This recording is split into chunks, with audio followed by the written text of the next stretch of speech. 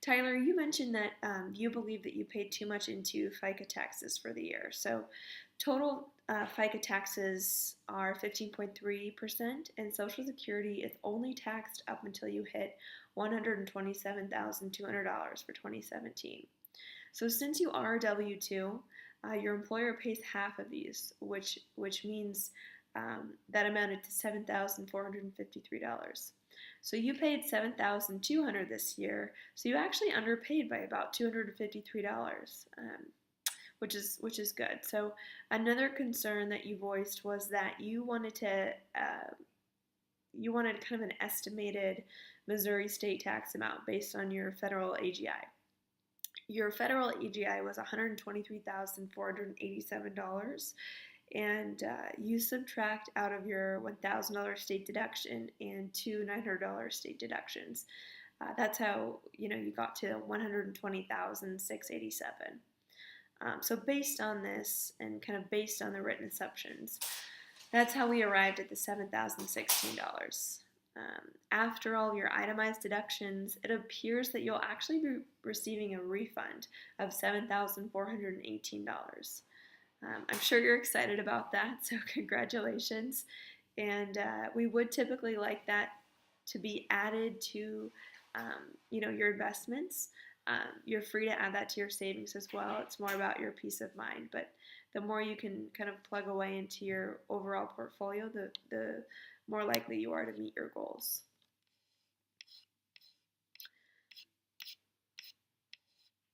All right, so before we dive into estate planning, let's take another last quick break, and we'll be right back.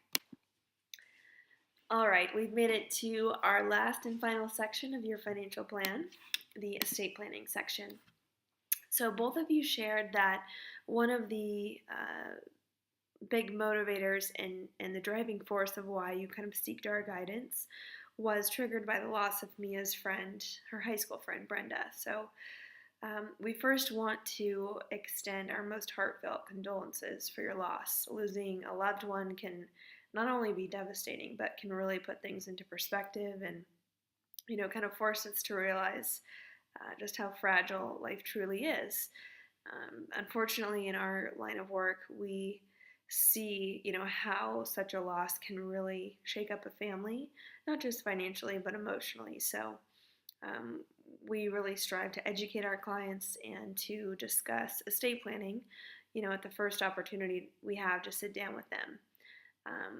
We're going to walk you through how to get your estate completely organized, what's missing in your estate plan, who to go to get everything drawn up, and to just get everything organized and in order.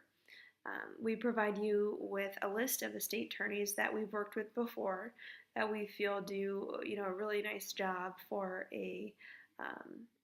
for a fair price. So at SoCal Advisors, we pride ourselves on preparing you for the worst, hoping for the best, and making sure that we're with you every step of the way. So estate planning is actually defined as anticipating and arranging for the management and disposal of one's estate during the person's life and or after death.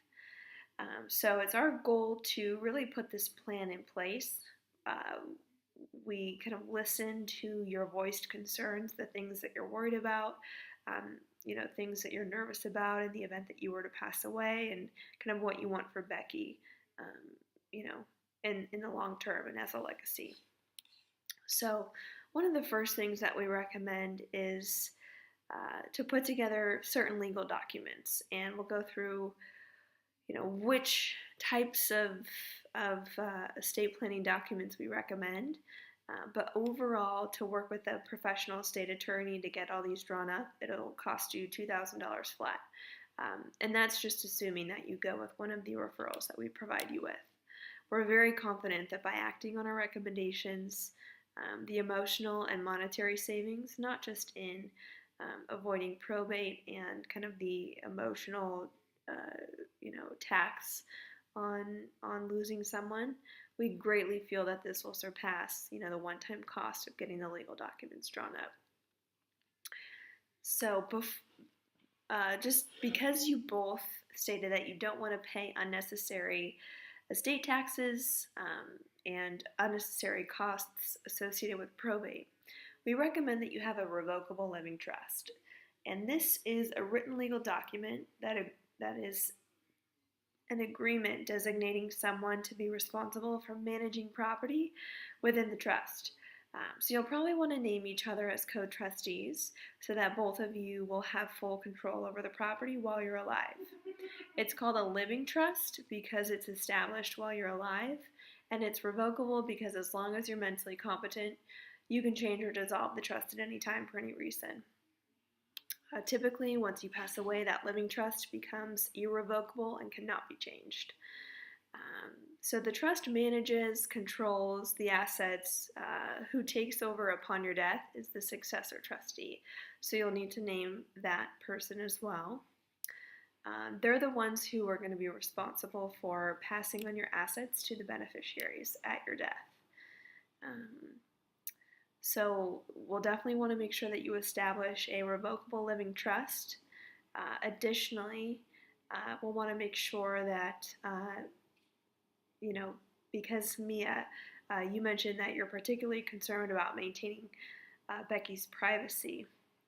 With this type of trust, this will do just that. It'll make her life less complicated.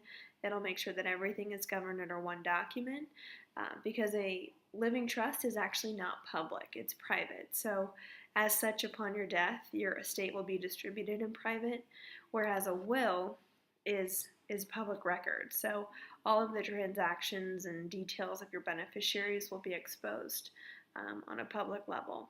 So we were glad to hear that you have wills, but we do feel that they're inadequate and you will need a revocable living trust to better fit your needs and address all of your estate planning concerns. So with that said, we do recommend you have a pour-over will to account for your assets not in the trust. So kind of to account for the leftovers. In this pour-over will, you can state that anything not titled under the trust can be poured over into the trust at your death. And this pour-over will also be where you name Becky's custodian. When you do decide who her custodian will be, whether it's Barbara, Mia's older sister, or someone else, we would like to sit down with you. And this will be one of the action items we'll take care of, after we go over the plan over the next few days, where we want to sit down with you and whoever you deem as the custodian before you meet with the estate attorney to make sure that that person is fully aware and capable of your expectations, of the roles and responsibilities of being Becky's custodian, and that they're up for the challenge, because just as you don't take this lightly, we want to make sure they don't either. So we would like to kind of sit down with them. All right, so another thing that we thought we'd point out is that with your existing wills, something that's kind of good to point out is that the wills are only in effect once you pass away. So the type of wills that you have right now do you no good if you become incapacitated. So if that happens, then you'll still have to go through living probate, and the court will appoint someone to handle your affairs. So this is why we recommend that you put together a living revocable trust. And now that we discussed how your estate is handled if you both were to pass away, it's also important to account for what happens if you become incapacitated or unable to kind of run the show per se. We suggest that you have two different types of powers of attorney. A power of attorney for your assets for any investment or legal decisions, and also a power of attorney for any medical decisions. So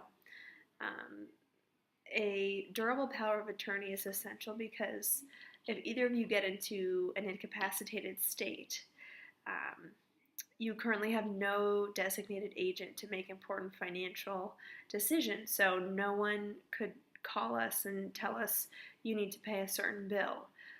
You couldn't take funds out of the account. Someone couldn't do that on your behalf. You couldn't even make an important medical decision. With a medical POA, you're trusting someone to make medical decisions or to communicate what you want when you can't. It appoints who you want your healthcare agent to be. So make sure you discuss your medical wishes with them if you have any. specific medical matters that, are important to you. Like, let's say you are very religious and you feel very strongly about donating your organs, or, if you're against a certain medical procedure and you don't believe in going through that, you want to make sure that your medical POA is aware of those concerns you have. Last but certainly not least, it's imperative that your beneficiaries are up to date. So we want to look at all of your accounts, your insurance policies, both of your 401ks, your IRAs, your new IRAs, your pension, your investment accounts, and even MIA's annuity, to make sure all the proper individuals are listed as your primary and contingent beneficiaries. In our investment recommendations, we indicated that we would like to manage and monitor all your investment accounts. And by allowing us to do that, not only are we able to manage the investment side, but we can also take a look at the operational side and make sure that the logistics of the account are set up properly. So, for your 401ks and things like that, we can get on the phone with you, with your provider, or, show you where to look online when you log into your accounts to make sure that those things are updated. And when you get your trust drawn up, you'll move all of your taxable accounts into, to retitle them as your trust, to make sure that those beneficiaries are on those accounts as well. And that's that. So we're going to take a look at all those accounts with you to make sure that all of your beneficiaries are up to date, so that if anything were to happen to you, that's taken care of.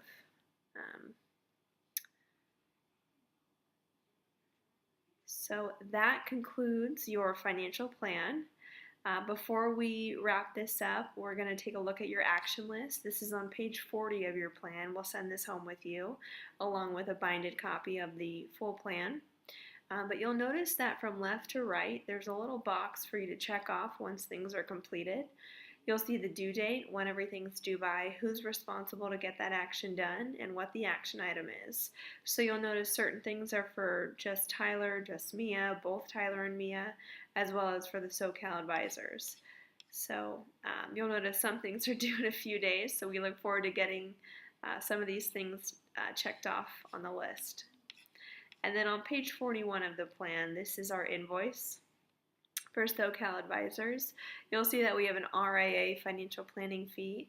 This is to put together the fee in its entirety. So as you can see, a lot of work went into this plan. We charge $2,500 total for this plan, and to keep monitoring it on an ongoing basis. And then under that is our assets under management fee. So pretty much everything besides your 401ks, that's what we'll be managing at about 1%. So we took your total net worth and we multiplied it by the 1%. That brings you to an additional cost of $3,537.50. And then lastly, our hourly fee to present the plan to you, to sit down and put our recommendations together.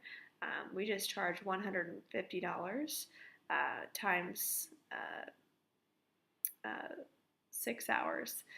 So that's where that $900 comes in. So in entirety, the total fee for everything we put together today and to move forward to manage the assets would be $6,937.50. On behalf of myself and our entire group at SoCal Advisors, we just want to say what an honor it's been to work with you, how much we look forward to working together in the future, and how much you've inspired us by your goals and aspirations, and we're really looking forward to help you achieve them. Have a great day. Thank you.